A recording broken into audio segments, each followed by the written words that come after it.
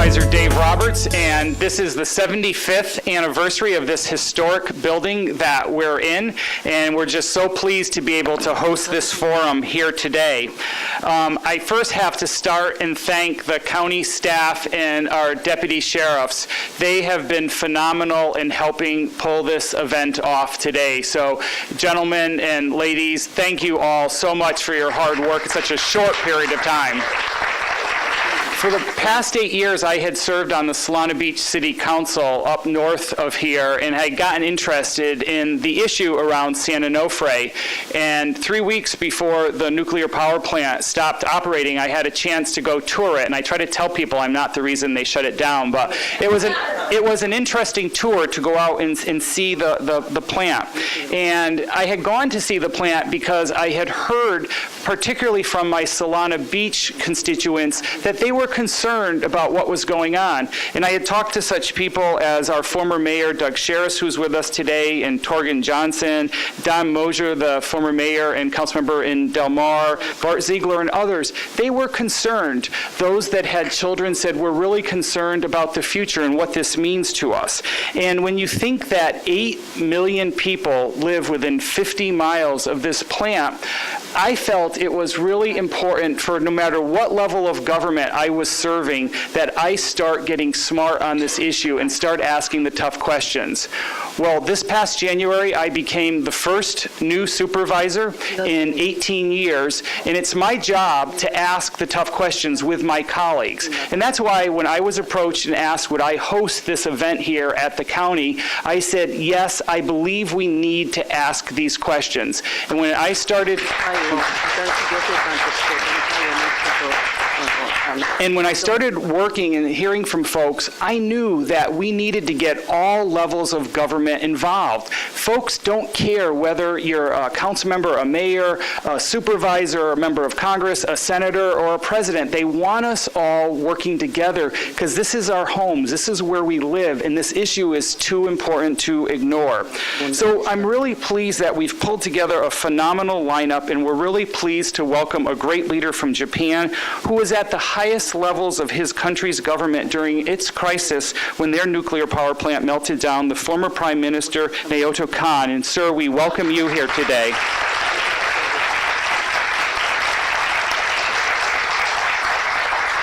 We're also pleased to welcome here the former Nuclear Regulatory Commissioners, Gregory Jasko and Peter Bradford, nuclear engineer Arnie Gunderson, Kendra Urich, who's the nuclear campaigner for Friends of the Earth.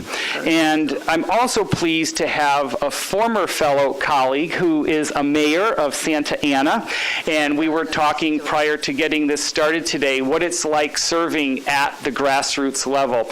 When you think San Diego County, we're the second most populated county in California, the 5th most populated county in the United States.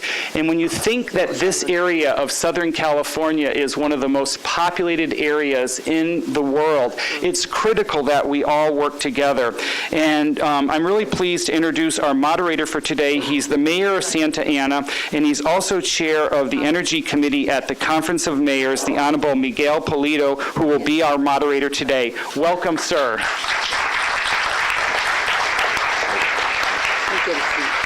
Thank you very much, Supervisor Roberts. I know you mentioned to me earlier that you're the first supervisor here in 18 years, and it's just so wonderful to see the work that you're going to do. You also told me you went from a staff of 1 to a staff of 10. I know all 10 are going to be very busy because you have a lot of energy, and I am so thankful that you're hosting this and inviting us all here to address these important issues. As I begin, I want to take a moment and thank the Samuel Lawrence Foundation. I understand that they've been very helpful in putting this together. And then without further ado, I just want to get into what we're here to talk about. And you know, the fact that we have Naoto Kan, such a distinguished gentleman that was serving as Prime Minister during the critical time that we had, you know, with the accident at Fukushima. I think it makes us all just realize what a wonderful place we live in, but also how quickly that place could change if we had serious problems. And I know that when I was speaking to the Prime Minister earlier, he said, make sure you mention how much he loves San Diego and how nice the people are and how such a great time he's having. So I just want to invite you to Santa Ana and to Orange County when you're done here, because you will love us as well. And I'll tell you, I think it's important that we're working together between Orange County and San Diego counties, because this impacts all of us. So let me, if I may, sir, as part of the formal introduction, just state for the audience that I think it's very important the fact that you declared the need for Japan to end its reliance on atomic power while you were Prime Minister, and that you dedicated yourself to the promotion of renewable energy sources, and that when you resigned in August of 2011, you in essence went on to serve the Democratic Party of your country in order to garner support for alternative energy, and so we're eager to hear from you.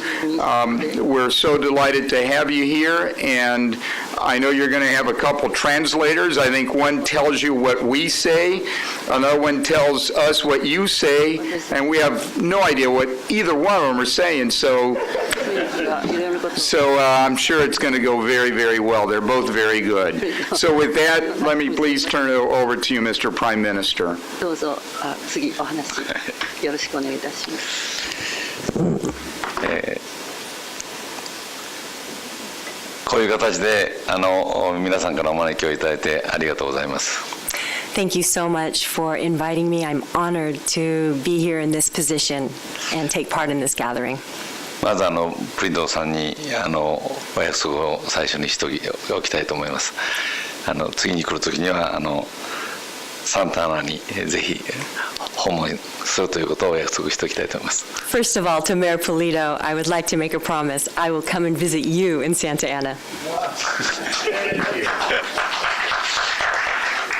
50分ほどの時間をいただいてますので、私が2011年3月11日から特に最初の1週間経験したことを少しお話をさせていただきたいと思います。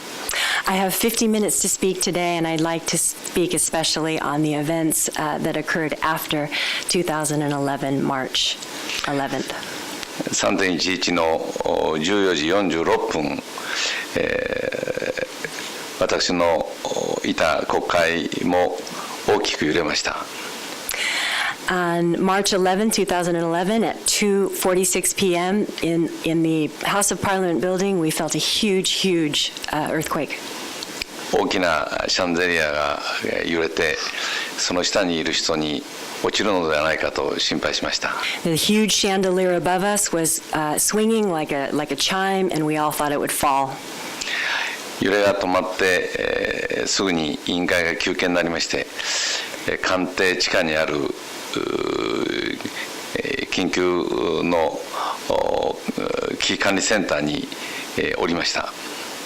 So finally, the swaying from the earthquake was over, and the emergency headquarters underneath the parliamentary area was under emergency lookout. 最初に地震の規模あるいは津波の警報などが入ってきました。At first, there was the tsunami warning signal and only the earthquake warning signal. That's all we had.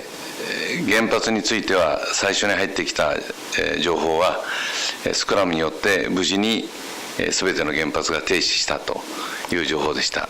それを聞いた時にはホッとしました。So he was relieved to hear the very first information from the nuclear facilities was that it had, without any emergency incident, had gone offline without a problem, and he was very relieved to hear this. しかしそれから約1時間後に来た情報は、福島第一サイトで全ての電源が喪失したという情報でした。However, 1 hour later at the Daiichi, which is the first 4 plants of Fukushima, there was completely different information coming in, and it was not looking good. でそのさらに20分後に全ての冷却機能が停止をしたという情報が入りました。And after that, we heard that all cooling systems were failing. この電源喪失と冷却機能が停止ということが何を意味するか、私にもその知識がありましたので、本当に背筋が寒くなる、そういう思いをしました。And what are we going to do? I immediately thought there was a chill that ran down my spine. What are we going to do in order to cool these reactors? 皆さんもご存知のように、原子力発電所は、核反応が止まったからといって、自然に冷えるものではありません。So as everyone knows, when the reactors go offline, there is absolutely no way to cool them naturally. 自己崩壊熱によって長期にわたって熱が出ます。So as long as time goes by, it just gets worse and worse, and the heat continues to rise. 特に停止直後の原発では冷却が止まるとその熱によって圧力容器の中の水が蒸発してなくなってしまいます。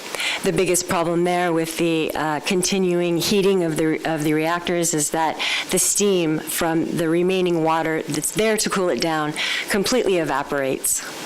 実際に福島第一の1号機は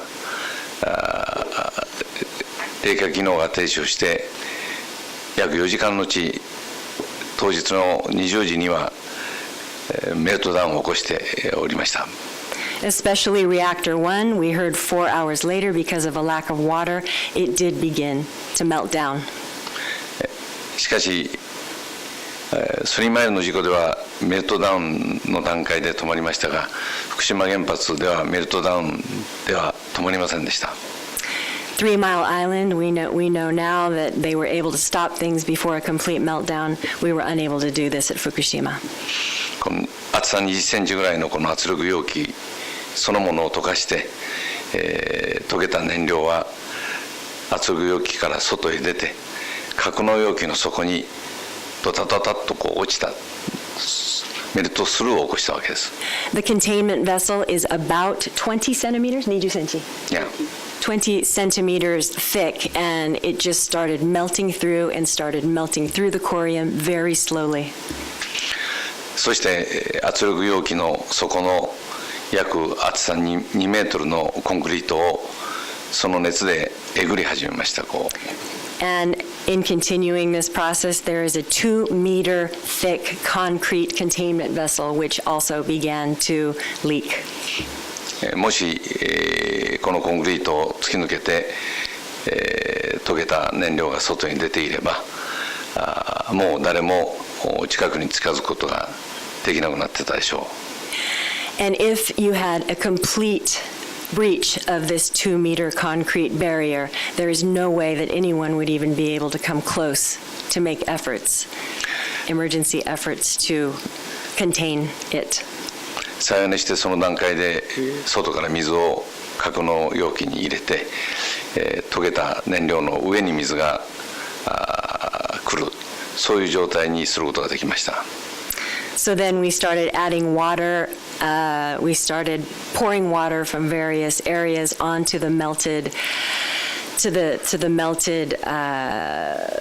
nuclear fuel, onto the spent fuel that was melting through in order to try to contain this disaster. そして2年経った今日も1号機はその時の状態が続いているというそういう状況です。2 years later, we are still in the same situation, making efforts at doing this very thing, trying to keep the spent fuel pools cool, adding water in reactor 1. We're in the same situation. もし人間がその近くに近づけば2分間で命を落とすそういう高い線量が出てます。The radiation exposure is so terrible that if a human being comes anywhere near this area, in 2 minutes they would be killed.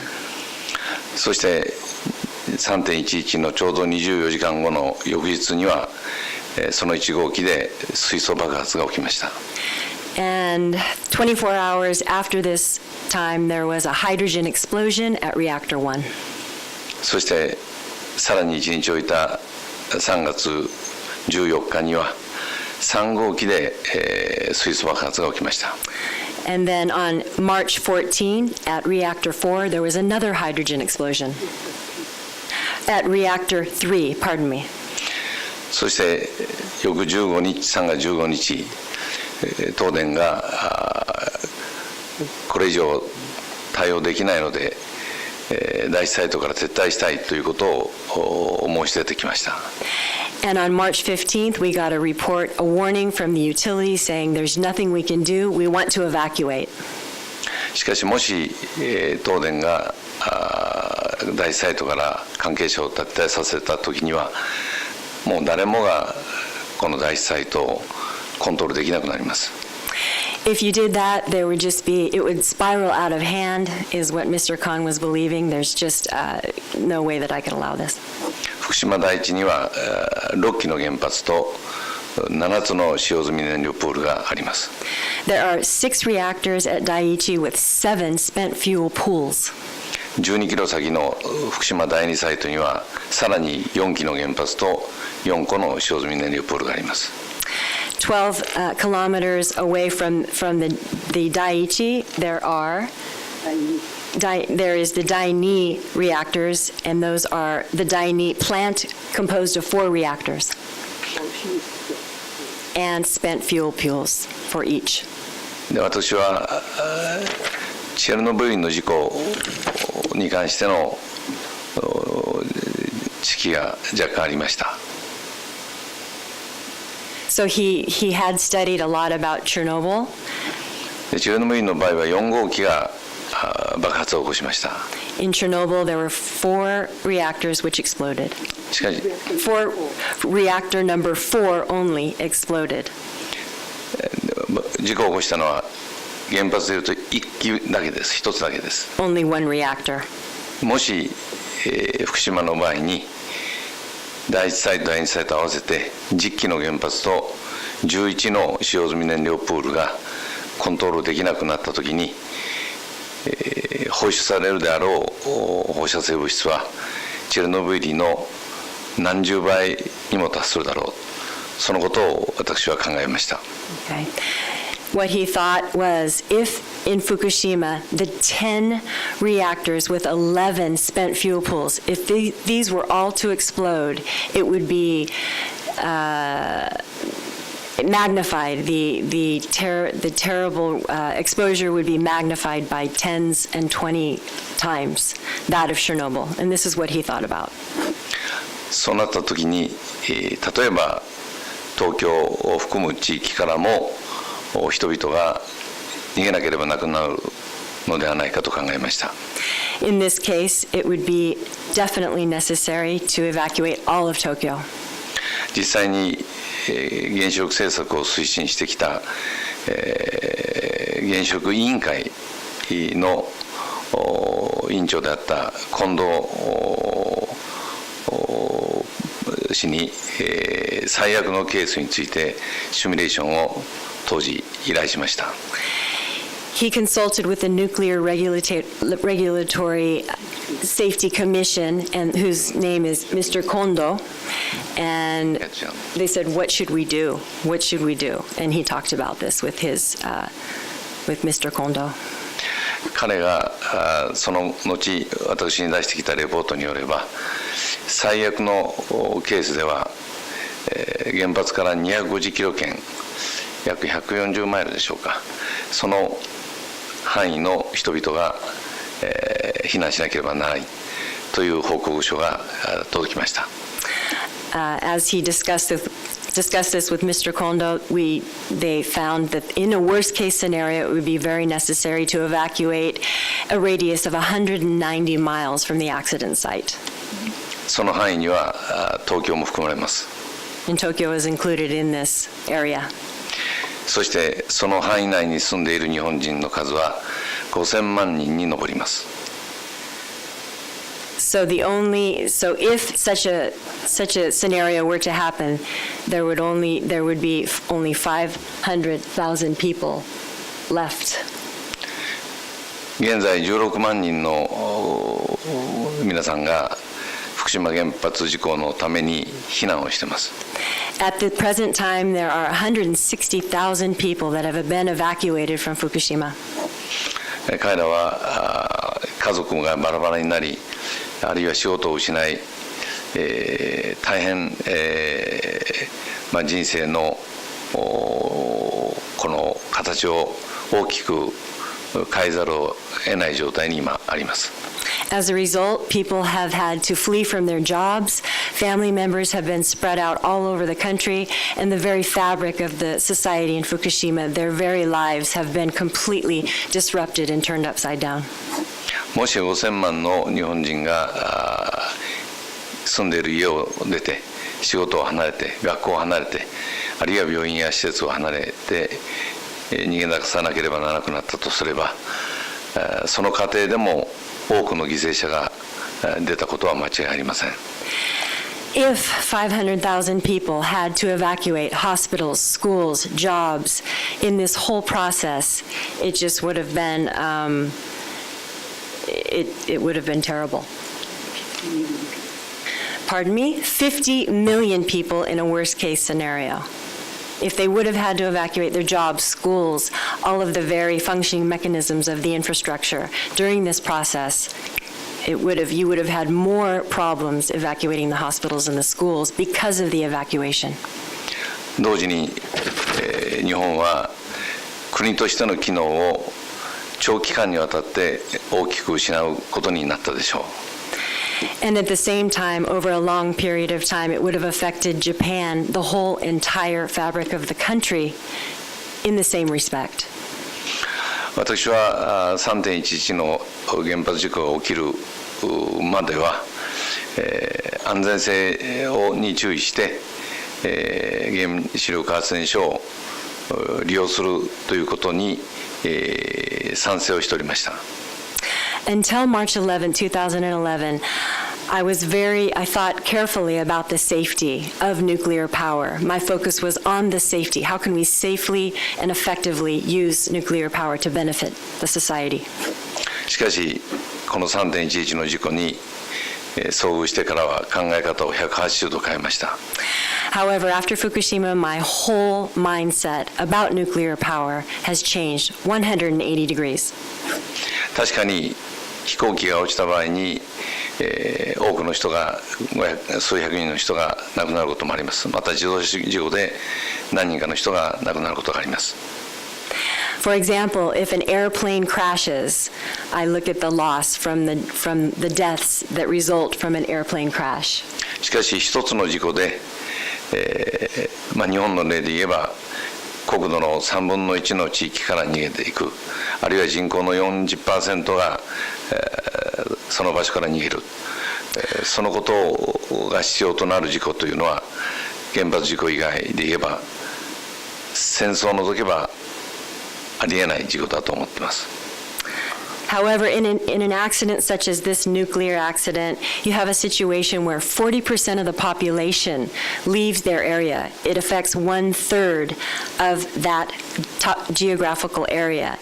It is much, much worse than the scenario of the falling plane or of a war, of an actual war.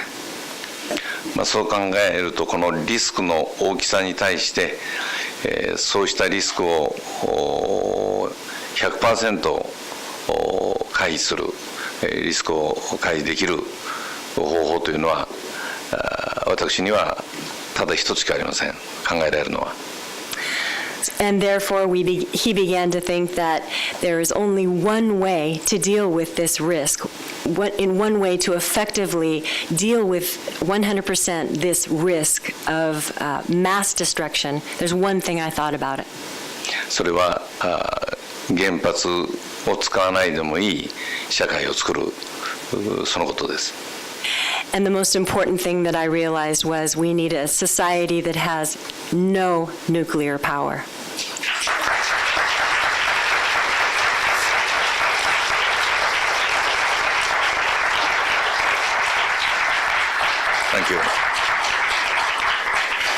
そしてそのことは十分に可能なことです。 And this is very, very possible. 事故の起きた後に、我が国でも、太陽光、風力、バイオマスといった、再生可能エネルギーを拡大するための制度を作りました。 After the accident, it was very, very important to begin to implement renewables, natural energy, including solar, biomass, wind. 我が国では 3.11 の時点ではそうした再生可能エネルギーは水力以外では 1% 程度しかありませんでした。 Okay. And before the accident, before the 311 accident, aside from hydro propulsion, that sort of renewable energy, there was only 1% of resources were devoted to other renewables. しかし、その制度ができて今約半年になりますけれども、太陽光発電だけでその半年間で原発 2.5 基分の計画が進んでます。 2.5. 原発 2.5 基分の量、発電量の。 Okay. And in the 6 months since this system of implementing renewables has been instituted, we have been able to access the amount of 2.5 nuclear reactors harnessing of power through solar energy generation. そして、風力についても今海の上に浮かせる大きな風力発電の計画が進んでます。 There's a big plan and there's a big plan right now to implement windmills in the ocean now. Floating in the ocean in Fukushima, and that's in process. こうした再生可能エネルギーの拡大は、経済的にも大きな効果をもたらします。 And we are beginning to see that economically this just makes more sense. The renewables are making more sense from the economic standpoint. その例はドイツに見ることができます。 We can see a very good example by looking at Germany. ドイツは2022年までに全ての原発を止めることを決めました。 And Germany has decided by 2022 that they will completely be phased out of nuclear power. そして2050年までには全てのエネルギーを化石燃料もやめて、再生可能な自然エネルギーで代替したいというそういう目標を立てました。 And their goal in Germany is by 2050 to work toward the goal of no fossil fuel energy generation. 原発を次々に減らしているドイツですが、決して経済が停滞はしておりません。 Germany is really on the road to getting rid of nuclear power. However, the economics pose very many questions. 皆さんもご存じのように今 EU 諸国の中で最も安定的に経済成長を続けているのがドイツであります。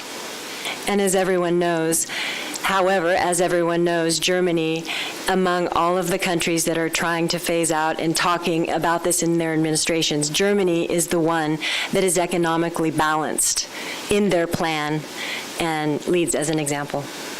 また我が国では原発によって生まれる電気の料金がコストが安いという考え方が今なお根強く残っています。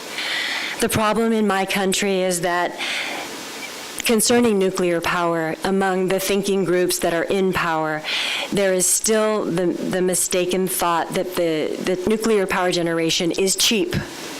しかしこの考え方は明らかに間違っています。 But it's completely wrong. この計算には事故が起きた時の保証などは入っていません。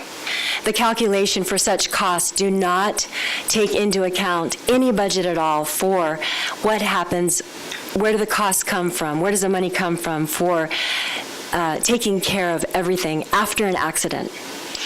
さらには使用済み核燃料の処理にかかる費用も入ってません。Nuclear waste, dealing with nuclear waste and spent fuel, there is no budget for dealing with this. So these costs are not in the calculation. 特に日本は地震の多い国でありますので、それを最終的に処分する場所を見つけることは世界のどの国よりも難しい国であります。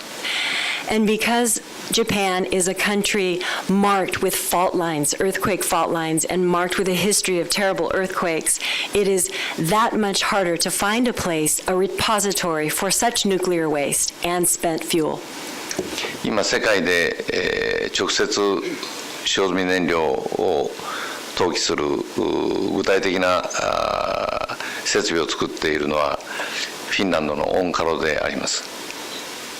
In the world, the biggest repository for spent fuel is presently in Finland. Finland のどこ？オンカロ。オンカロ。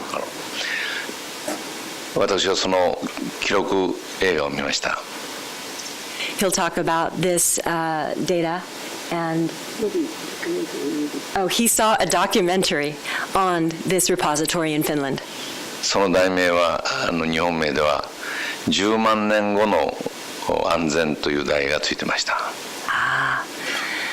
The title of this in Japanese is After 100,000 Years. What happens to this repository after 100,000 years? なぜ10万年かといえば、使用済み燃料の中に含まれているプルトニウムの放射能の強さが半分になるのに24,000年かかります。And why are we talking about 100,000 years after an accident? It's because plutonium's half-life is 24,000 years. 4分の1になるのにはその倍の期間、8分の1になるのにはそのさらに24,000年、つまり16分の1の強さになるのに約10万年かかるわけです。And the calculation for this, after 1/4 of the plutonium reaches that 1/4 life, another 24,000 years. 1/10, another 24,000 years. And so finally you come to the calculation of 1/16 equaling 100,000 years. つまり10万年間人間から隔離した形で、管理する。In other words, it's us, the humans, it's mankind that needs to babysit this nuclear waste for 100,000 years. それにかかる費用は私たちが負担するのではなくて、私たちの子や孫やさらにその子や孫が負担することになります。And the cost, who bears the cost for this? The cost is passed on to the generation after us, and after that, and after that, and so on. そういう将来の子どもたち、孫たちに危険なものを残して、しかも大きな経済的負担を残すことは、私は我々世代が取るべき道ではない、倫理に反することだと思っています。And so what I believe is leaving this cost, as well as the danger, the risk, to our grandkids and to our progeny is not only the risk, but the danger and the responsibility and the financial cost is absolutely ridiculous.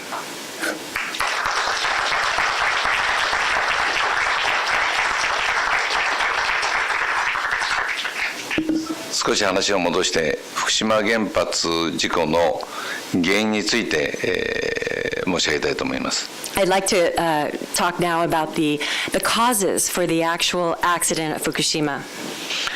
この原因は 3.11 の前に、ほとんど全ての原因が存在してました。Most of the cause of Fukushima Daiichi accident lies in what happened before March 11th, 2011. もともと福島第一のあるところの地形は海面から35メートルの崖で、その上が高台になっていました。35メートルの The cliff, okay. So the actual facility is built on a 35-meter cliff above sea level. そこを海面から10メートルのところまで土を切り取って、高さ10メートルの海面から10メートルのところに6つの原発を設置しました。And 10 meters above this, we've taken soil and replaced it for an additional 10 meters above that, and that's where it's built, the facility. つまり、津波はその10メートルの高さまでは届かないという前提でした。In other words, the idea that a tsunami would not come above this extra 10-meter barrier, the soil that it's built on, was the thinking of the time before the accident. しかし、あの地域は長い歴史の間で何度も津波が来てまして、今回と同じような大きな津波が数百年前に来たこともあります。Okay. However, in the very same area, there were many, many tsunamis, and the history, if we look back to the real history, hundreds and hundreds of years ago, there is a recording that tsunamis of the huge impact, of the huge size of 311 did in fact occur. それなのになぜ10メートルのところまで土を切ったかといえば、冷却のための水を海から汲み上げるのに、できるだけ海面に近い方がいいという、そういう経済的な理由から10メートルの高さまで土を切ったわけです。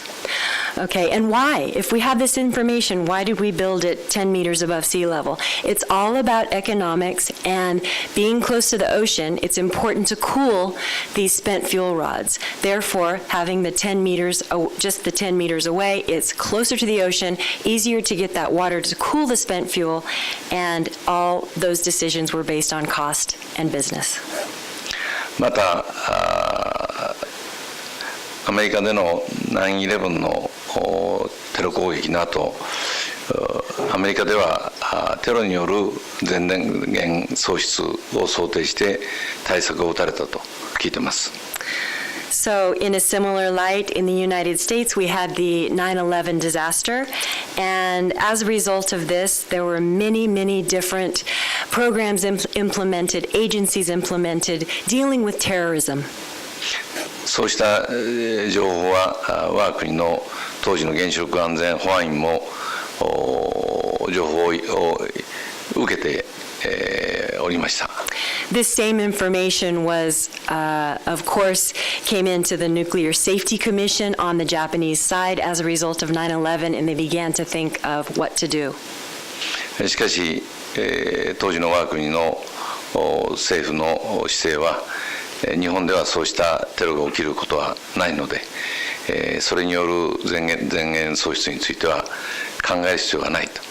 However, the politicians took this information with a grain of salt, saying, we don't have that sort of terrorism. We don't really need to prepare for any sort of a disaster like this.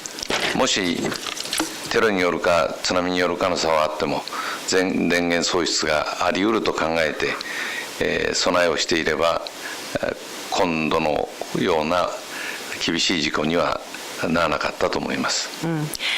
And in my opinion, if we would have implemented safety precautions, preparing for such terrorism or tsunami, that there is a possibility that this could happen. We wouldn't be in the position we are in today.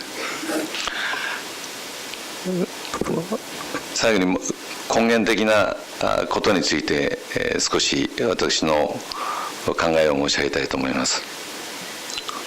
I'd like to talk about the foundations of my thinking, the very base of how I'm thinking about this disaster.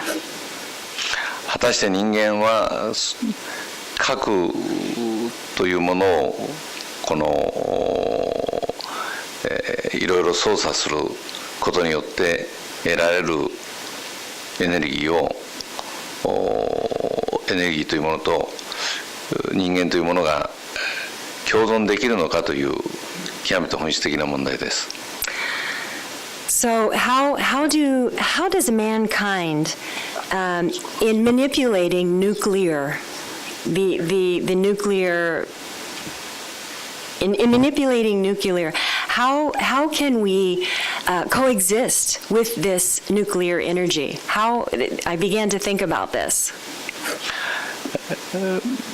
プルトニウムという物質は、自然界にはほとんど存在をしておりません。In the natural world, plutonium does not exist in naturally above ground around man. この物質が地球上に現れたのは、これは安子さんや他の皆さんの専門ですが、今から約7、80年前ではないかと思います。70年ぐらい前だと思います。The substance of plutonium, we can refer to Dr. Yasko and the other professionals here on this. However, we've only been around plutonium, humans dealing with this for 70 or 80 years.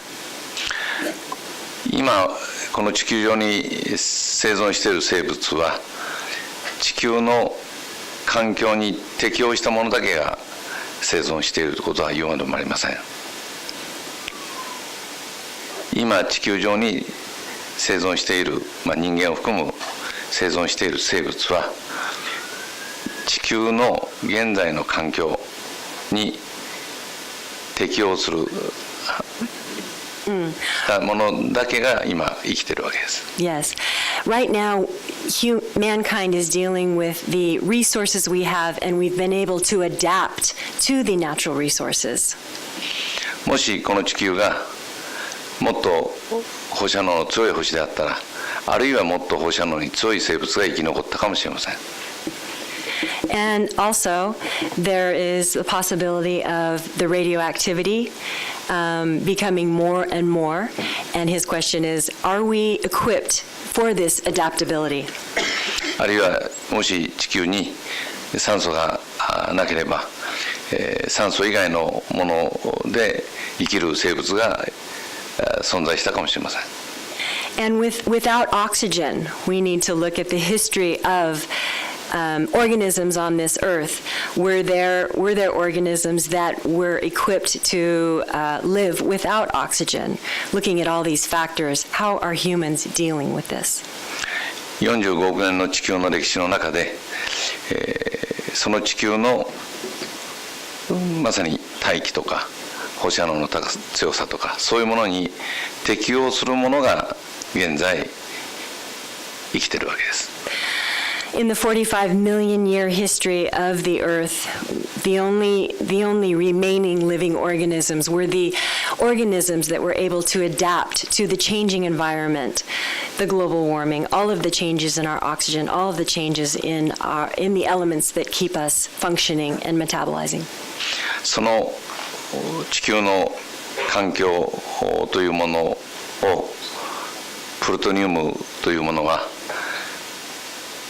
根源的にその条件を変えてしまう、そういう性格を持っています。And what I believe is because of plutonium and its recent the advent of bringing plutonium into the environment of the Earth is basically I believe that we just can't coexist. もちろんプルトニウムだけではありません。現在福島ではセシウムがたくさん残っていて、それによる放射線障害が将来に向かって大変心配されています。And of course, it's not just plutonium, but radioactive cesium. In the case of Fukushima, that completely puts our adaptability for radiation, contamination, and exposure, and in a completely new realm and dimension.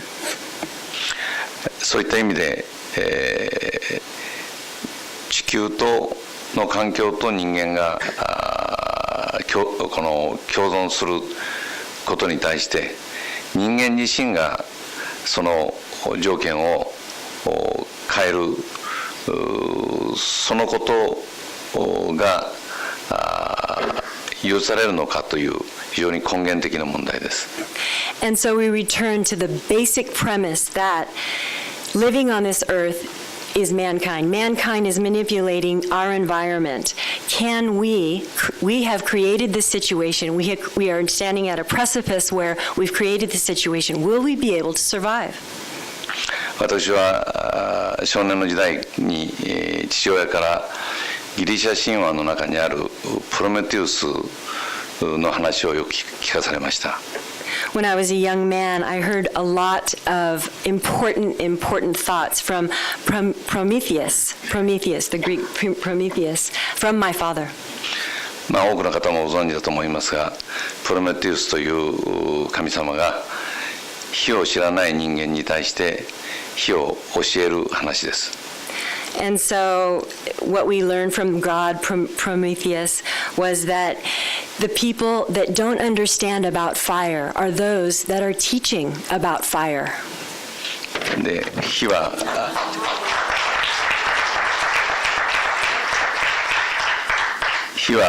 知恵をも意味します。知恵ですね。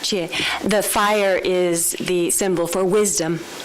そのプロメテウスが人間に火を教えたことを知ったゼウスの神が怒るわけです。And so Prometheus taught this fire, this wisdom to Zeus, the king of the gods. ゼウスはプロメテウスに対して人間に火を教えたことが人間にとって幸せになると思って教えたんだろうと。しかし大きな災いになるかもしれないんだぞと言いました。And Zeus said to Prometheus, yes, it can bring us happiness and it can bring us understanding. However, you may end up, it's going to be a rocky road and you may end up with some problems. プロメテウスはそのために永遠に岩山にくくりつけられて腹渡を鷹がついばんだという有名なギリシャ神話の話です。And therefore Prometheus was banned, sent away, far away to the caves to be suffering into eternity. 科学技術というのは人類をいろんな面で幸せにし、あるいは便利にしました。What we've done in the history of mankind is we've created and adapted on the premise of convenience. しかし同時に、より強力な兵器を生み出し、そして、より大きな事故を起こす原発をも生み出しました。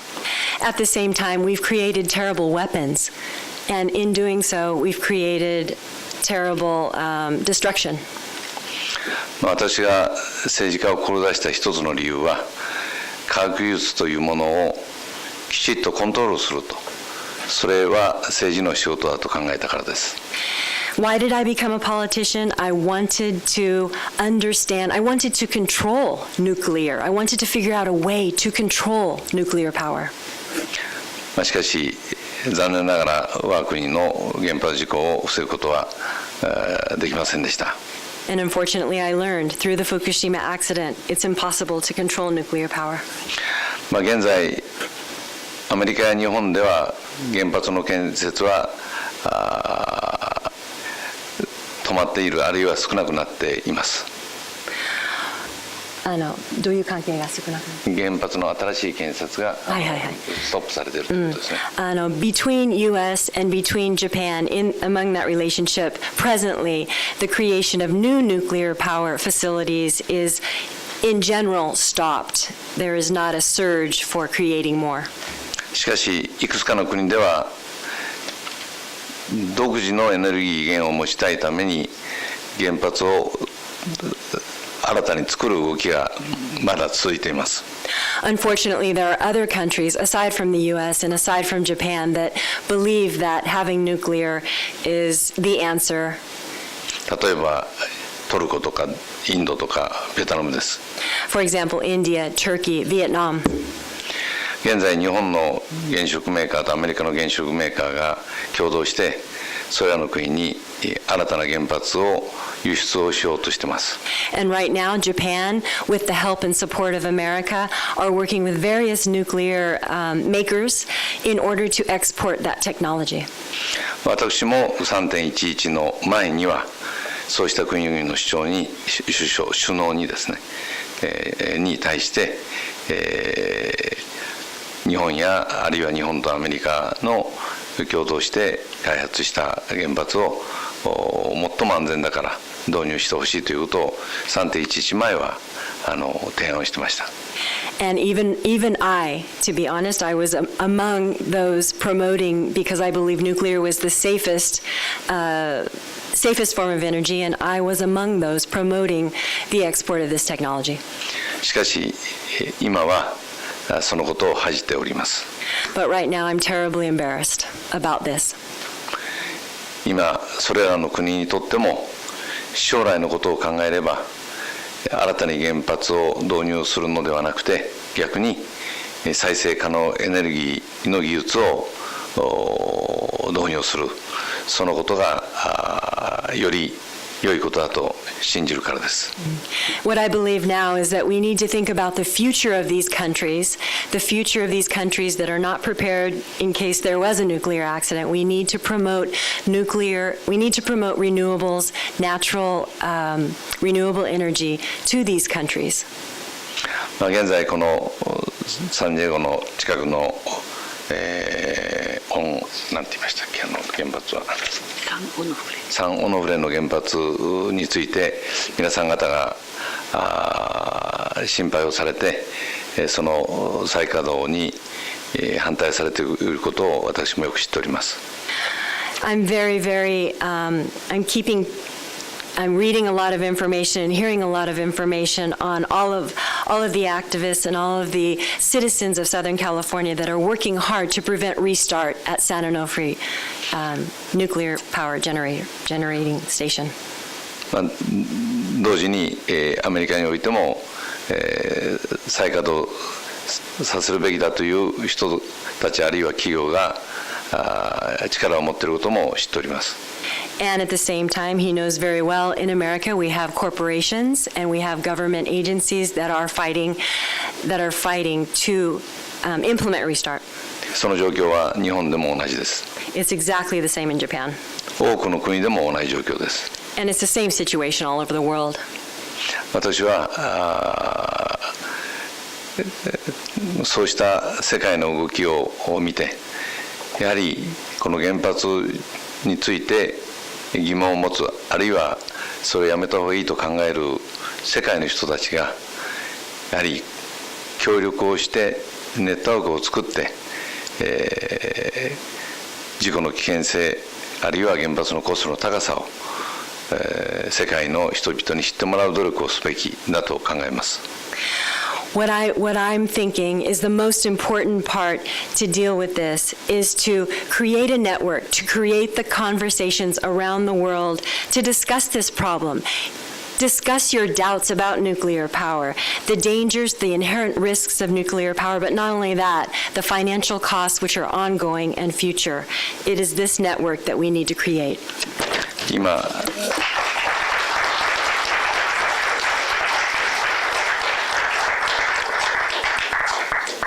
今3期目の原発を作ろうとしている台湾のそれに反対している人たちからも私に、一度台湾に来て福島原発の事故について話してほしいという、要請が来ております。Right now, he has a request from the people, the activists in Taiwan who are fighting the construction of their third nuclear reactor. He has been invited there to please speak about the terrible Fukushima accident. 今日のこのお招きを受けたこの会がそういう世界での原発をなくしていく動きのある意味でのスタートの会になることを期待しております。And so it is groups like this kind of meeting, this kind of conversation that we should all expect and provide around the world. It is this sort of beginning that is the beginning to the network I'm speaking about.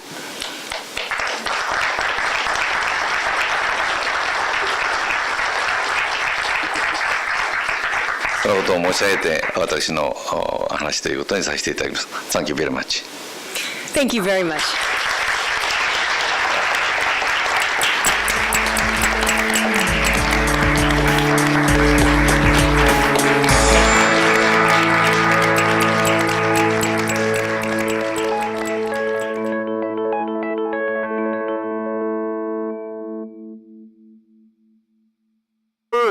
Particularly from my Solana Beach constituents, that they were concerned about what was going on. And I had talked to such people as our former mayor, Doug Sherris, who's with us today, and Torgen Johnson, Don Mosier, the former mayor and council member in Del Mar, Bart Ziegler, and others. They were concerned. Those that had children said, we're really concerned about the future and what this means to us. And when you think that 8 million people live within 50 miles of this plant, I felt it was really important for no matter what level of government I was serving that I start getting smart on this issue and start asking the tough questions. Well, this past January, I became the first new supervisor in 18 years, and it's my job to ask the tough questions with my colleagues. And that's why when I was approached and asked, would I host this event here at the county, I said, yes, I believe we need to ask these questions. And when I started... And when I started working and hearing from folks, I knew that we needed to get all levels of government involved. Folks don't care whether you're a council member, a mayor, a supervisor, a member of Congress, a senator, or a president. They want us all working together because this is our homes, this is where we live, and this issue is too important to ignore. So I'm really pleased that we've pulled together a phenomenal lineup, and we're really pleased to welcome a great leader from Japan who was at the highest levels of his country's government during its crisis when their nuclear power plant melted down, the former Prime Minister Naoto. And sir, we welcome you here today.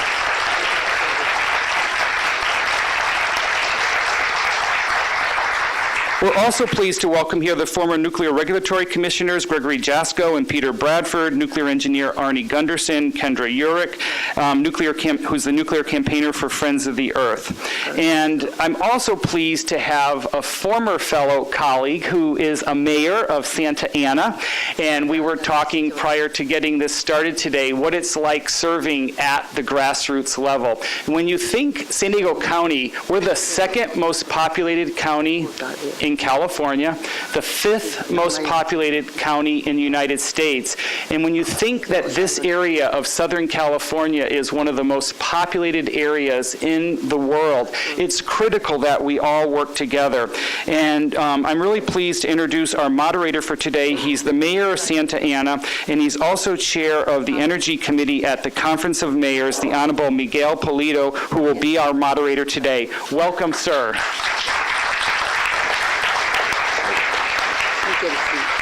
Thank you very much, Supervisor Roberts. I know you mentioned to me earlier that you're the first supervisor here in 18 years, and it's just so wonderful to see the work that you're going to do. You also told me you went from a staff of 1 to a staff of 10. I know all 10 are going to be very busy because you have a lot of energy, and I am so thankful that you're hosting this and inviting us all here to address these important issues. As I begin, I want to take a moment and thank the Samuel Lawrence Foundation. I understand that they've been very helpful in putting this together. And then without further ado, I just want to get into what we're here to talk about. And you know, the fact that we have Naoto, such a distinguished gentleman that was serving as Prime Minister during the critical time that we had, you know, with the accident at Fukushima, I think it makes us all just realize what a wonderful place we live in, but also how quickly that place could change if we had serious problems. And I know that when I was speaking to the Prime Minister earlier, he said, make sure you mention how much he loves San Diego and how nice the people are and how such a great time he's having. So I just want to invite you to Santa Ana and to Orange County when you're done here, because you will love us as well. And I'll tell you, I think it's important that we're working together between Orange County and San Diego counties because this impacts all of us. So let me, if I may, sir, as part of the formal introduction, just state for the audience that I think it's very important the fact that you declared the need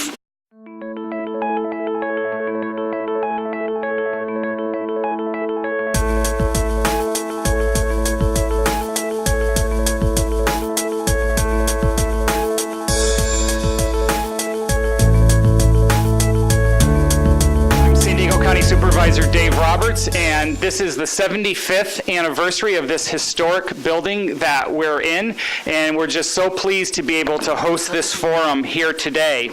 I first have to start and thank the county staff and our deputy sheriffs.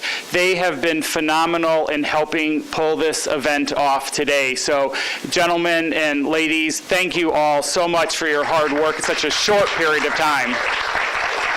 For the past 8 years, I had served on the Solana Beach City Council up north of here and had gotten interested in the issue around San Onofre.